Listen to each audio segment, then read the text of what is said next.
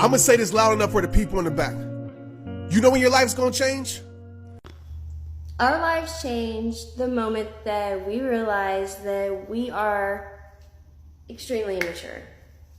Our lives change the moment that we realize that we are in deep need of spiritual guidance. It's through the suffering that we endure that we are left laid out prostrate before the world.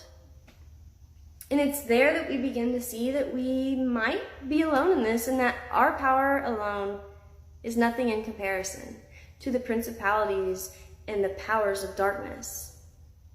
There's two kingdoms at play in this, and I know what side I want to be on. At least I do now.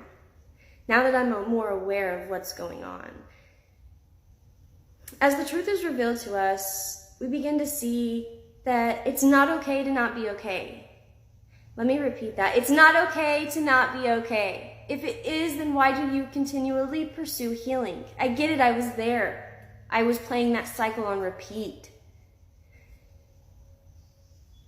But we begin to identify patterns, such as a fig tree not bearing as much fruit as it appears to be, or joy not being a feeling, yet everybody online is posting as if it's the thing to be.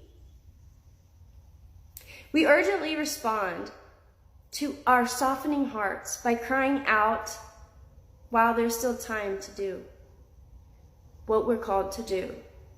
And as we are called to awaken and to mourn, we remove the garment of terror in exchange for something more, in exchange for a sackcloth covering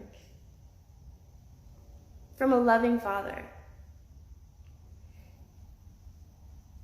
The sackcloth is representing the sins that we're repenting from. Those things that we can now admit without shame and condemnation.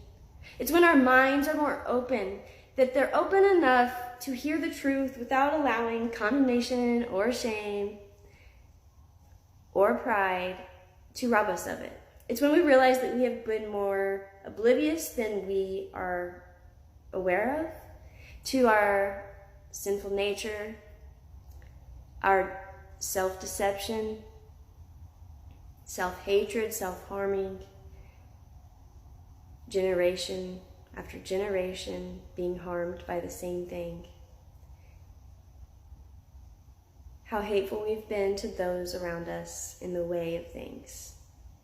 Learning the lessons the hard way made our hearts like stone, making it impossible to see where we played our own part in our own suffering. But God is great, and glory be to him for renewing my mind.